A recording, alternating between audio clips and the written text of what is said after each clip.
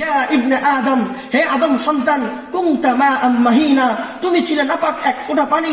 ফাআখরাজতুক, আমি তোমাকে বের করেছি। মিন সুলবি আবিকা, তোমার বাবার পৃষ্ঠ থেকে। ওয়া মিন তারাইবি উম্মিকা, তোমার মায়ের এক পার্শ্ব থেকে। ফাআলকাইতুক, আমি তোমাকে রেখে দিয়েছি। ফি সালাসি যুলুমাত, ফি সালাসি যুলুমাত, ফি সালাসি যুলুমাত, তোমার মায়ের পেটের উপর প্রথম এক চামড়া, তার ভিতরে আরেক চামড়া, এর ভিতরে আরেকটা পর্দা। ওই পর্দার ভিতরে দুনিয়ার সমস্ত দূষিত বাতাস থেকে, পৃথিবীর সকল ক্ষতিকর বস্তু থেকে, যেই বস্তু তোমার মার পেটকে ক্ষতি করতে পারবে না, বাইরের কোন ধোঁয়াগুলো তোমার মার পেটে আমি ঢুকতে দেই নাই। তিনটা বডিগার্ড, তিনটা পর্দার মধ্যে আমি আল্লাহ তোমাকে দয়া করে, মায়া করে, গচ্ছিত মণি মুক্তার মতো, সম্পদের মতো তোমার মায়ের পেটে আমি আল্লাহ তোমাকে লালন করেছি, লালন করেছি তোমাকে আমি। শুধু তাই নয়, শুধু তাই নয়, সুম্মা জাআলতুকা আলাকা, সুম্মা জাআলতুকা নুদগা, ফাকাসাউনা আল-ইযামা লাহমা, ফাকাসাউনা আল-ইযামা লাহমা। ওই যে বীর্যের টুকরাটাকে 40 দিন পরে পরে আমি আল্লাহ কখনো এই বীর্যটাকে রক্তে, রক্তটাকে হাড্ডি, হাড্ডির উপর দিয়ে মাংস দিয়ে 4 মাস 10 দিন, 4 মাস 10 দিন ব্যবহার করে পূর্ণাঙ্গ একটা বডি আমি আল্লাহ তোমার মায়ের ফ্যাক্টরিতে তৈরি করেছি। কে করেছে ভাই? কে? আজ নাস্তিকদের বোঝা উচিত ছিল এই হাদিস থেকে। যারা ইসলামের বিরুদ্ধে কথা বলে, যারা নবীর বিরুদ্ধে কথা বলে, তারা বলো তাদের মায়ের পেটে কি এই ঘটনা ঘটে নাই? ঘটে নাই? জোরে বলে নাকি ঘটে নাই? তাহলে এই কথা যারা বলতেছে, নবীকে যারা গালিগালাজ করে, যারা আল্লাহকে গালিগালাজ করে, তারা এই যে নবীর এই জন্ম, আমাদের যে জন্ম সূত্রটা, তাহলে তাদের ক্ষেত্রে যদি আমরা বাদ দিয়ে দিই, তারা অবৈধ সন্তান হবে। কি হবে ভাই? অবৈধ সন্তান হবে। قال الله تعالى, আল্লাহ তাআলা বলেন 4 মাস 10 দিন পরে, ওয়াজআলতু ফি শিদ্দাতিল আইন, মায়ের পেটের মধ্যে এই ছোট্ট শরীরটার ভিতরে আমি আল্লাহ হঠাৎ করে একদিন দুটো চক্ষু বসায় দেই। সুবহানাল্লাহ বলবেন না? সুম্মা সাবিলা ইয়াসসারা, সুম্মা সাবিলা ইয়াসসারা, যখন আমি আল্লাহ মায়ের পেটে সন্তানটাকে পালতে থাকি, পালতে থাকি, পালতে থাকি, পালতে থাকি, 8 মাস 9 মাস 10 মাস পর যখন বের হওয়ার সময় হয়, ইয আফআউহাইতু ইলাল মালাক, আমি আল্লাহ রাব্বুল আলামিন কোন এক ফেরেশতার উপরে ওহী নাযিল করি। ফেরেশতাকে বলি, ফেরেশতা দুনিয়ার অমুক জায়গায় যাও, মানিক দিতে যাও, ভৈরবে যাও, অমুক জায়গার অমুক এক ঘরের মধ্যে আমার এক বান্দি গোলাম আছে, তার গোলামের ভিতর থেকে এক সন্তান পৃথিবীতে আসবে, যে আমার গোলাম, ওই সন্তানটা এখন বের হওয়ার সময় হয়েছে, যাও সন্তান বের হওয়ার রাস্তায় ফাফরাশতু ফি ঈশাতির রাকি, তোমার নূরের বিছানাটা সন্তান বের হওয়ার রাস্তার সামনে বিছিয়ে দাও। প্রত্যেকটা সন্তান মায়ের গর্ভে থেকে যখন বের হয়, ফেরেশতার নূরের পাহাড়ের উপর দিয়ে আল্লাহ তাআলা আপনাকে আমাকে বের করে। এতটা মায়া, এতটা মহব্বত, এতটা ভালোবাসা, এতটা দয়া দিয়ে আল্লাহ আপনাকে আমাকে দুনিয়াতে আনছেন। قال الله تعالى, আল্লাহ রাব্বুল আলামিন বলেন, হে আমার গোলাম শোনো, তুমি যখন দুনিয়াতে চলে আসো, ফাআজরাইতু, তোমাকে মায়ের পেট থেকে বের করার সাথে সাথেই ফাআজরাইতু, আমি আল্লাহ জারি করে দিয়েছি, ফি সাদরি উম্মিকা, তোমার মায়ের সিনার মধ্যে আমি দুটো নদীর ব্যবস্থা করে দিয়েছি, দুটো নহর আমি চালু করে দিয়েছি। ওয়াজআলতুহু ফি শিদ্দাতিল হার, ওয়াজআলতুহু ফি শিদ্দাতিশ শিমা, শোনো তোমার মায়ের এই সিনার মধ্যে আমি যে দুটো নহর দিয়েছি, এই নহরের অবস্থা, এই নহরের বিবরণ, এই খাদ্যের বিবরণ হলো প্রচন্ড পরিমাণ গরম যখন থাকে তখন মায়ের বুকের ভিতরে খাবারটা থাকে ঠান্ডা। শুধু তাই নয়, যখন প্রচন্ড পরিমাণ শীত চলে আসে, ওই শীতের সময় তোমার মায়ের এই স্তনের ভিতরে খাবারটাকে আমি আল্লাহ কুদরতি মাধ্যমে গরম করে দিই। এবার সন্তান কিভাবে খাবে? এবার সন্তান কিভাবে খাবে? সন্তান যখন ক্ষুধা লাগে, ক্ষুধা কি বুঝাইতে পারে? বুঝাইতে পারে না। قال رسول الله صلى الله عليه وسلم, ولك يد ولم تخزج, ولك رجل ولم تميت, ولك عقل ولم تتفكر, ولك قلب ولم تنكد, তোমার হাত ছিল, ধরার শক্তি ছিল না, পা ছিল, চলার শক্তি ছিল না, জবান ছিল, ولك لسانك تنطق عينين بها, তোমার জিহ্বা ছিল, মুখ ছিল, জবান ছিল, কিন্তু বলার যোগ্যতা ছিল না, তোমার ব্রেইন ছিল, কাজ করতো না, দিল ছিল, বোঝানোর ভাষা ছিল না, পা ছিল, তোমার কিচ্ছু ছিল না, তুমি ছিলে দাঈফ, তুমি ছিলে দুর্বল। তোমার যে ক্ষুধা লাগছে, এই ক্ষুধা লাগার বিষয়টা তুমি তোমার মাকে কিভাবে বুঝাইবা? কিভাবে বুঝাইবা? আল্লামতুকা বুকাআন, আমি আল্লাহ তোমাকে মায়াবী কান্না শিখিয়ে তোমার ক্ষুধার ভাষা বোঝানোর ব্যবস্থা করছি। ভাই কথা কি বোঝা যাচ্ছে? কথা বোঝা যাচ্ছে ভাই? আমার সময় খুবই কম মেহতারাম হাজিরিন। قال الله تعالى قال رسول الله صلى الله عليه وسلم, রাসূল বলেন শোনো, এই যে তোমার জন্য আমি এত কিছু করেছি, আল্লাহ যে তোমার জন্য এত কিছু করেছে, আনতা নাসিতানি, আজ তুমি বড় হয়ে গিয়েছো, তোমার হাতের পাখা গজিয়েছে, তোমার মুখে কথা ফুটেছে, তোমার শক্তি হয়েছে, তুমি আজ লিডার হয়েছো, তুমি আজ ক্ষমতাবান হয়েছো, তুমি আজ অনেক বড় হয়ে গিয়েছো, কিন্তু বড় হওয়ার পর আনতা নাসিতানি, কমই না, নিঃস্বার্থ স্বার্থপরের মতো আজকে গোলাম আল্লাহকে ভুলে গেছে আল্লাহকে। যেই কান মায়ের পেটে আমি দিয়েছিলাম, সেই কান দিয়ে আজকে গান শুনে, যেই চোখ আমি দিয়েছিলাম, সেই চোখ দিয়ে আজকে নোংরা জিনিস দেখে, যেই হাত আমি দিয়েছিলাম, এই হাতকে নোংরা কাজে ব্যবহার করে, যেই পা আমি দিয়েছিলাম, এই পা দিয়ে হেঁটে হেঁটে বেশ্যাখানায় যায়।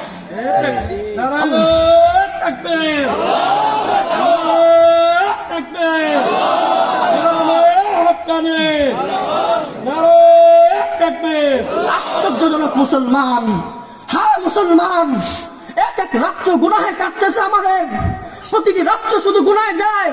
আজকে এই মাহফিল কমিটিকে আমরা ধন্যবাদ জানাই। এই মাহফিলের যারা কমিটি আছেন, যারা সভাপতি, যারা সেক্রেটারি আছেন, যারা আয়োজক কমিটি আছেন, আমার মনে হয়, আমার দিল বলতেছে, কারণ এত সুন্দর আয়োজন, এত সুন্দর প্যান্ডেল, এত সুন্দর লাইট, এই সব কিছু করা হয়েছে উম্মতের দয়া, উম্মতের প্রতি মায়া, উম্মতের প্রতি মহব্বত। ওনারা বুঝতেছেন, কমিটিরা বুঝতেছে, হ্যাঁ উম্মত আজকে জাহান্নামে দৌড়ায় যাইতেছে, উম্মত আজকে জাহান্নামের আগুনের দিকে দৌড়াচ্ছে, উম্মতের নারী আর পুরুষ বেপরদার দিকে যাচ্ছে, নাচানাচির দিকে যাচ্ছে। হ্যাঁ, এই উম্মতকে জাহান্নাম থেকে বাঁচাবার জন্যই আজকের এই মাহফিল থেকে শিক্ষা নেওয়া উচিত। মুহতারাম হাজিরিন, মুরব্বীদের কাছে বলে যাচ্ছি, মাহফিল থেকে শিক্ষা নেওয়া উচিত ভাই। উম্মতের প্রতি দয়া কমে গেছে। চোখের সামনে সন্তান জুয়া খেলতেছে, কেউ কিচ্ছু বলে না। চোখের সামনে মার্বল খেলতেছে, কেউ কিছু বলে না। ছোট্ট বাচ্চারা রাস্তার মধ্যে জুয়া খেলে, এরপর চান্ডারবাজি করে, মার্বল খেলে, ওয়াইফাই করতেছে, মোবাইলে চ্যাটিং করতেছে। রাত 12টা-1টা বাজে রাস্তার মধ্যে দাঁড়ায় জোয়ান ছেলেরা নষ্টর দিকে চলে যাচ্ছে, কেউ এদেরকে ডাকে না। এগুলো বোঝাবার জন্যই মাহফিল, ঠিক কিনা ভাই? জোরে বলেন ঠিক কিনা? উম্মতকে হেদায়েতের জন্য, উম্মতকে দয়া করার জন্য। উম্মতের দয়া সবার কাছ থেকে হেরে গেছে। অথচ যেই নবীর কথা এতক্ষণ আলোচনা হয়েছে, সারাটা জীবন রাসূল শুধু ইয়া উম্মতি করতে মরছে, ঠিক কিনা ভাই? রাসূল প্রতিদিন, প্রতি রাত শুধু উম্মতের জন্য কাঁদতেন ভাই। প্রতিটা রাত্র রাসূল কাঁদতেন। আজ উম্মতের জন্য কাদার মানুষের বড়ই অভাব, ঠিক কিনা ভাই? বলেন না কেন? বড়ই অভাব। আজকে উম্মতের জন্য কেউ কাঁদে না। উম্মতের প্রতি দয়া নাই, উম্মতের প্রতি মায়া নাই, উম্মতের প্রতি মহব্বতটা আমাদের উঠে গেছে। আমরা সবাই এখন বলি, যার যেদিকে যাইতে মন চায় যাক, যার সন্তান নষ্ট হয় হোক, যার মেয়ে খারাপ হয় হোক। এই ভাবতে প্রত্যেকের ঘরের সন্তানগুলো এখন নষ্ট হয়ে যাচ্ছে, সবার ঘরের স্ত্রীরা এখন নষ্ট হয়ে যাচ্ছে। কেউ যদি না বলেন, কেউ যদি হেদায়েতের দিকে না ডাকে, তাহলে কে আসবে বলেন? আমাদের কারো আগে আসা উচিত কিনা ভাই? আগে আসা উচিত, উম্মতকে ডাকা উচিত। উম্মতের জন্য এখন কাদার কেউ নাই ভাই। আল্লাহ তাআলা আমাদেরকে বোঝার তৌফিক দান করেন। মুহতারাম হাজিরিন, একটু বলা উচিত ভাই, আল্লাহর রাসূল সাল্লাল্লাহু আলাইহি সাল্লাম, সাহাবায়ে কেরাম, এক উম্মতের প্রতি আরেক উম্মতের মায়া কি ছিল। আজকে সমাজের মধ্যে আমার মুসলমান ভাইয়ের প্রতি ঝগড়া লেগে যাচ্ছে, একই ঘরে বসবাস করতেছে। আপনারা বলতেছেন তো আমলের লাইন তো খারাপ হয়েছেই। আমলের লাইন কেন খারাপ হয়ে গেছে? আজকে আমাদের নিজেদের ব্যক্তিগত সম্পর্কের মধ্যে অবনতি ঘটছে। আজ আমল তো নষ্ট হয়েছেই। দেখা যাচ্ছে 5 বছর যাবত এক ভাই আরেক ভাইয়ের সাথে কথা বলে না, এক বোন আরেক বোনের সাথে কথা বলে না, বড় ভাই ছোট ভাইয়ের খবর নেয় না, বড় ভাই ছোট বোনের খবর নেয় না, বড় ভাই ছোট বোনের হক দেয় না, অধিকার দেয় না, সম্পত্তি থেকে বঞ্চিত করতেছে। মহব্বত শেষ সমাজ থেকে। অথচ নবীজি সাল্লাল্লাহু আলাইহি সাল্লামের সাহাবায়ে কেরাম নিজেদের মাঝে মহব্বত কেমন ছিল। আজকে আমার পক্ষ থেকে এই এলাকাবাসীর জন্য শুধু একটা কথা, যে এলাকার মাহফিল, সকল মুসলমান ভাইদের কাছে আমার উদাত্ত আহ্বান, এই উলামায়ে কেরামের পক্ষ থেকে, এই মাহফিলের কমিটিদের পক্ষ থেকে সকল মা বোন এবং সকল পুরুষদের কাছে আমাদের হৃদয়ের আর্তনাদ এবং আপনাদের কাছে আরজি আমাদের, সেটা হলো আমাদের নিজেদের মাঝে মহব্বত আমরা কায়েম করব ইনশাআল্লাহ। নিজেদের মাঝে মহব্বত কায়েম করব। যুবক ভাইরা যারা আছেন, মুরব্বীদেরকে শ্রদ্ধা করবো ইনশাআল্লাহ। হাত তুলে বলি ইনশাআল্লাহ। মুরব্বীদেরকে আমরা শ্রদ্ধা করব, মুরব্বীদেরকে আমরা মাথার তাজ মনে করব। অনেক বেয়াদবি হয়ে গেছে আমাদের মুরব্বীদের সাথে, আর আমরা করব না ইনশাআল্লাহ।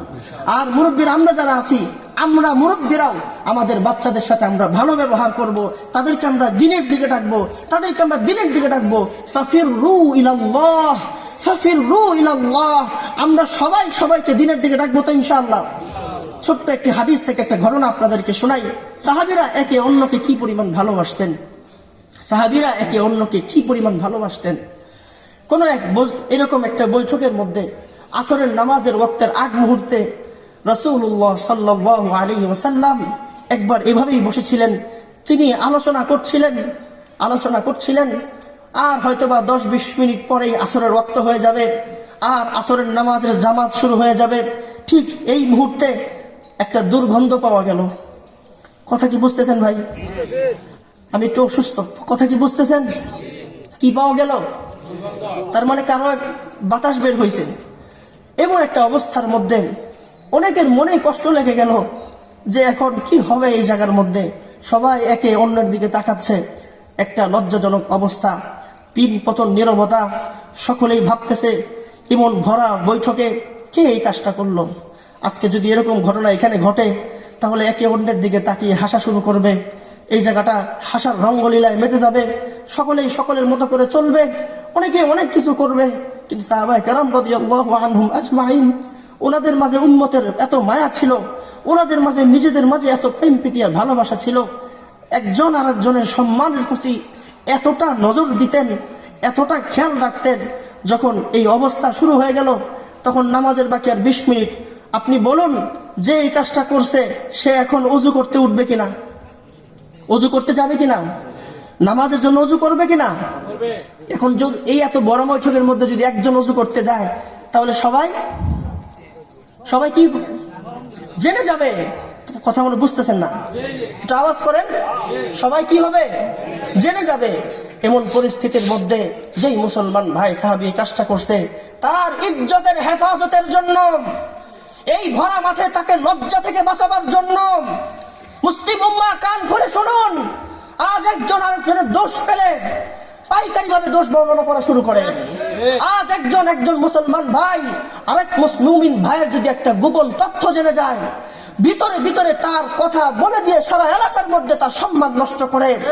আর সাহাবায়ে কেরাম রাদিয়াল্লাহু আনহুম আজমাইন ব্যথা নিয়ে বলতেছি, মেরে ভাইও, উম্মতের মাঝে যেই পরিমাণ বদনাম করার অভ্যাস শুরু হয়েছে, এখন সাহাবীদের জীবনী থেকে একটু শুনুন।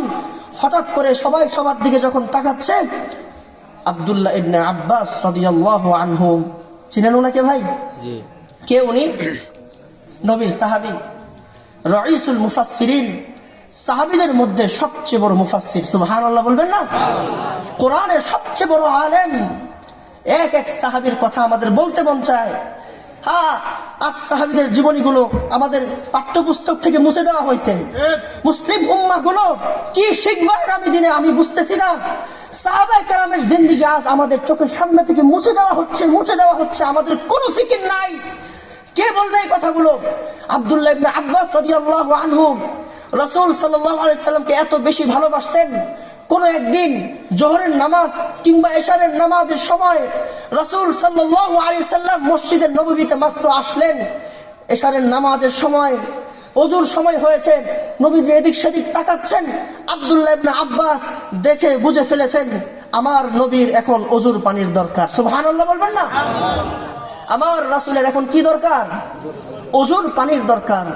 অজুর পানি আনার সাথে সাথেই আব্দুল্লাহ ইবনে আব্বাস একটা দৌড় দিয়ে নবীজির লোটাটাকে নিয়ে কল চেপে পানি এনে নবীজির সামনে উপস্থিত করছেন। নবীজির এই মুহূর্তে অজুর পানি দেখার পর রাসূলের হৃদয়টা এত শান্তি হয়েছে, এত খুশি হয়েছে, সোজা হাতটা আসমানে উঠে গেছে। ইয়া আল্লাহ, আল্লাহুম্মা আল্লিমহু ফিল কুরআন ইবনে আব্বাস। আল্লাহ কোরআনুল কারীমের যাবতীয় তাফসীর, কোরআনের যাবতীয় ইলম আল্লাহ আপনি আব্দুল্লাহ ইবনে আব্বাসকে দান করেন। ওই দোয়ার বরকতে আব্দুল্লাহ ইবনে আব্বাস জগৎ বিখ্যাত সকল মুফাসসিরদের মধ্যে মুফাসসির, সাহাবীদের মধ্যে সবচেয়ে বড় মুফাসসির। সুবহানাল্লাহ বলবেন না? আব্দুল্লাহ ইবনে আব্বাস হঠাৎ দাঁড়িয়ে বলতেছেন, ইয়া রাসূলুল্লাহ, আপনি যদি অনুমতি দেন তাহলে এই মুহূর্তে আসরের নামাজ পড়ার জন্য আমরা সকলে একসাথে ওযু করে আসি। সুবহানাল্লাহ বলবেন না? আপনারা কি ভাই ঘটনা বুঝতে পারছেন? কি বলতেছে ভাই? ইয়া রাসূলুল্লাহ, আপনি যদি একটু অনুমতি দেন তাহলে আমরা এখন কি করি? সবাই ওযু করে আসি। এখন সবাই যদি একসাথে ওযু করতে যায় তাহলে কি আর কেউ বুঝবে? জোরে বলেন, বুঝবে? আল্লাহু আকবার। আব্দুল্লাহ ইবনে আব্বাসের এই কথা শোনার সাথে সাথে রাসূলের দিমাগে কথাটা ঢুকে গেছে। নবীজি খুশিতে বাকবাক হয়ে বলতেছে, আমি হুকুম করতেছি সকল সাহাবীরা এখন ওযু করতে চলে যাও। এই এক কথার দ্বারা এক সাহাবী অনেক বড় লজ্জা থেকে বেঁচে গেছে। আজ সামনে মুসলমানকে অসম্মান করে, মুসলমানের ইজ্জতের দাম দেয় না। নবীজি সাল্লাল্লাহু আলাইহি সাল্লামের সাহাবী ওমর ফারুক রাদিয়াল্লাহু আনহু কাবা শরীফের সামনে দাঁড়িয়ে, হজরে আসওয়াদের সামনে দাঁড়িয়ে বলতেছে, ইয়া বাইতুল্লাহ ইন্না লাকা ইজ্জা ওয়াল ইনসানু ইজ্জা। হে বাইতুল্লাহ, হে হজরে আসওয়াদের পাথর, তোমার সম্মান আছে, মুমিনের সম্মান আছে। সুবহানাল্লাহ বলবেন না? কিন্তু তোমার সম্মানের চাইতে একজন মুমিন মুসলমানের সম্মান আল্লাহর কাছে সবচেয়ে বেশি দামি। আশ্চর্য, মুসলমান আজকে নষ্ট করে দিতেছে আমাদের সমাজ। আল্লাহ রাব্বুল আলামিন পরস্পর আমাদের মাঝে মহব্বত পয়দা করে দেন, আমাদের মাঝে মিল, মহব্বত, ভালোবাসা পয়দা করে দেন। আমিন বলেন না ভাই? আমার কথাগুলো বোঝা যাচ্ছে না ভাই? আমার তো আসলে ছোট কথাবার্তা বলি আর কি কোনো মত। আল্লাহ আলহামদুলিল্লাহ সারা দেশে ঘুরতেছি, কথা বলতেছি, আলহামদুলিল্লাহ আল্লাহ তাআলা বলাচ্ছেন, আমরাও বলতেছি, শুনতেছি। গ্রামের মানুষ একটু সুর পছন্দ করেন, আমরাও বুঝি আমরা একটু সুর পছন্দ করি, কিন্তু যেহেতু সময় আগে বেঁধে দেওয়া হয়েছিল, আলোচনা গুছানো একটু কষ্টকর হয়ে যাচ্ছে। ভাই কথা কি বোঝা যাচ্ছে ভাই? আমরা সবাইকে মহব্বত করার চেষ্টা করবো তো ইনশাআল্লাহ। আর ভাই হায়াত আস্তে আস্তে শেষ হয়ে যাচ্ছে, আস্তে আস্তে আমাদের হায়াত শেষ হয়ে যাচ্ছে। এই যে আমাদের সামনে দেখেন, এই যে মুরব্বীরা, এই যে দাড়িগুলো সাদা, এগুলো কি প্রমাণ করে ভাই বলেন তো? দাড়ি সাদা এটা কি প্রমাণ করে বলেন? আরে কি প্রমাণ করে বলেন না কেন? বিদায় হওয়ার সময় হয়ে গেছে, হায়াত শেষ হয়ে যাচ্ছে, দাড়ি সাদা। বড় এক আল্লাহওয়ালা বুজুর্গ হাসান বসরি রাহিমাহুল্লাহ তাআলা, তিনি যখন আয়নার সামনে দাঁড়াতেন, আয়নার সামনে আর যখন দেখতেন দাড়ি সাদা, তিনি কাঁদতেন, দাড়ি ধরে ধরে কাঁদতেন যে আমার বিদায় হওয়ার সময় হয়ে যাচ্ছে, আমি আল্লাহর সামনে কোন মুখে দাঁড়াবো, রাসূলের সামনে কোন মুখে দাঁড়াবো। 30 বছর হায়াত থেকে এখন শেষ। জীবনে আমি ভালো করে নামাজ পড়লাম না, জীবনে আমি কোনোদিন কোরআন শিখলাম না। আমার হায়াত গেল নষ্টামিতে, আমার হায়াত গেল টিভির দোকানে, আমার হায়াত গেল হলে ছবি দেখতে দেখতে, আমার হায়াত গেল খেলা দেখতে দেখতে, আমার হায়াত গেল খেলতে খেলতে, আমার হায়াত চলে গেল খেলতে খেলতে, মানুষের সাথে বেয়াদবি করতে করতে। আজকে যদি আমরা মারা যাই তাহলে আল্লাহর কাছে কোন মুখে দাঁড়াবো বলেন?